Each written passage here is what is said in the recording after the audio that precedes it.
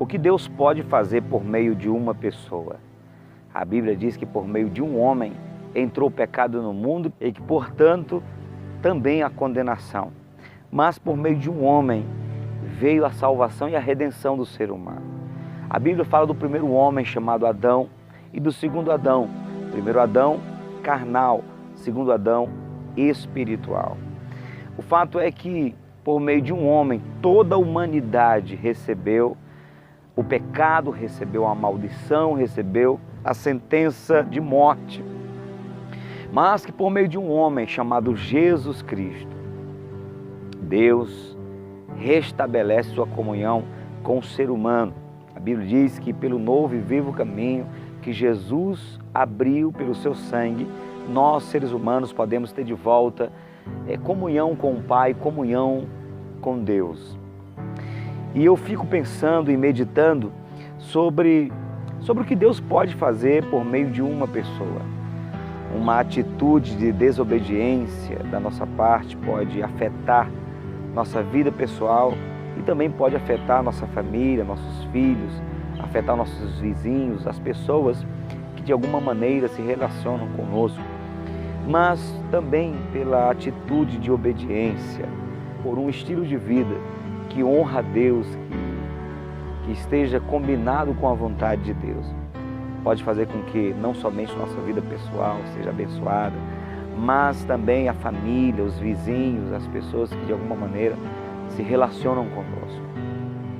De maneira que fica muito claro na palavra de Deus que é de responsabilidade pessoal que nós devemos olhar para o mundo e que nós devemos também assumir um estilo de vida, uma conduta que vá não somente afetar a nossa vida, mas também do nosso próximo. Quando o Senhor Jesus manda uma carta para as igrejas da Ásia, é interessante que Deus ali tem o propósito de alcançar toda a igreja, todas as igrejas, todas as congregações. Mas o Senhor manda um recado para o anjo da igreja, ao anjo da igreja de Éfeso, ao anjo da igreja de Esmirna, ao anjo da igreja de Laodiceia, de Filadélfia, ao anjo das igrejas. O Senhor Jesus, ele deixa claro nessa palavra que uma vez que um homem recebe a instrução e é abençoado, segue em obediência, o resto vai naturalmente seguir e ser abençoado. Quando o apóstolo Paulo estava encarcerado, adorando juntamente com Silas, há um terremoto que acontece no lugar, as cadeias são quebradas, são abertas e o soldado chega e ele fica desesperado e ele até pega a espada para tentar se matar, e o apóstolo Paulo então apresenta-se para ele e diz: não faça isso, porque todos nós estamos aqui. E imediatamente o carcereiro, ele pergunta o que deve fazer. E Paulo diz: crê no Senhor Jesus Cristo, e será salvo tu e a tua casa. É como o apóstolo Paulo estivesse dizendo para ele: se você crer, se você seguir a Jesus, naturalmente a tua casa seguirá, a tua casa será beneficiada. Josué fala no capítulo 24 do seu livro, versículo 15, ele diz para todas as pessoas: quem quiser seguir outros deuses, fiquem à vontade. Eu, porém, minha casa, serviremos ao Senhor.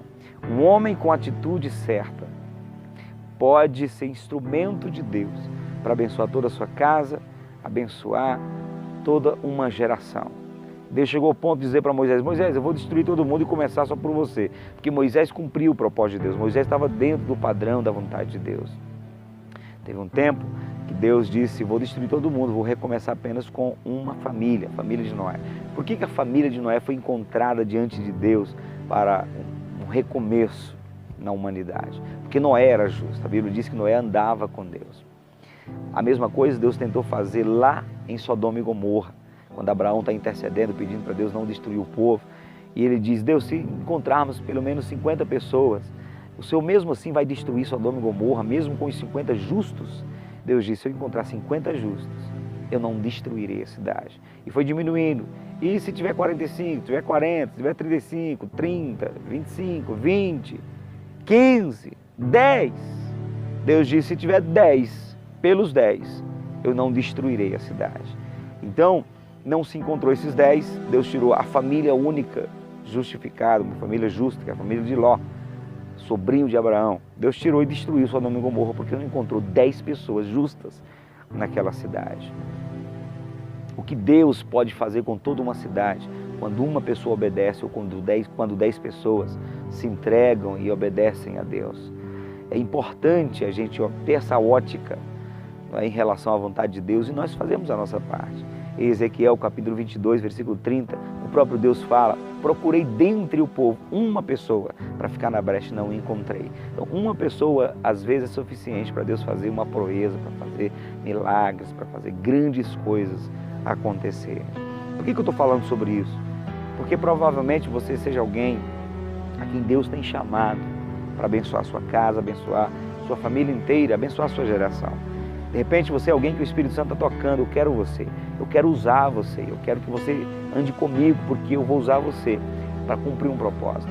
E de repente você esteja relutando, esteja até mesmo com dificuldade de crer que Deus possa usar você para abençoar toda a sua casa, abençoar toda a sua família. Não pense nisso, não pense assim. Creia, busque o Senhor, se entregue a Ele, porque Ele pode fazer grandes coisas por meio de uma única pessoa: você. Você e Jesus são maioria. Eu e Jesus somos maioria. E nós faremos proezas. Deus está chamando uma geração de avivamento, uma geração para cumprir o propósito dEle, uma geração para avançar, uma geração para fazer grandes coisas. Mas no meio de toda essa geração, Ele vai começar através de um. Ele começou através de Evan Roberts em Gales e William Seymour em Los Angeles, na Rua Azusa. Ele começou por 12 homens lá em Jerusalém. Ele começou por um homem em Israel chamado Jesus. Ele quer começar algo por meio de você. Você e Jesus são maioria e nós podemos juntos, eu aqui, você ali e outro acolá, juntos podemos cumprir a vontade de Deus e por meio de nós o Senhor poupar toda uma geração e fazer com que sua vontade estabeleça na terra. Entreguemos nosso coração ao Senhor inteiramente e Ele vai fazer grandes coisas. A gente percebe na palavra de Deus o quanto Deus faz grandes coisas com minorias. Elias estava orando para Deus fazer chover. E aí, a única coisa que ele viu como sinal de que Deus traria chuva era uma nuvenzinha do tamanho da mão de um homem. Por meio daquela nuvem, ele entendeu que Deus faria chover uma grande chuva para abençoar todo Israel. Você pode se considerar pequeno, uma pessoa solitária, talvez você seja o único cristão na sua casa e se encontra meio que sem forças, acha que não vai vingar, não vai fluir, não vai frutificar, e é por meio de você, essa pessoa que às vezes seja mal interpretada, mal compreendida na sua própria casa, mas é você que Deus quer usar, e é você que Deus vai usar para cumprir um grande propósito na família, na casa e nessa geração.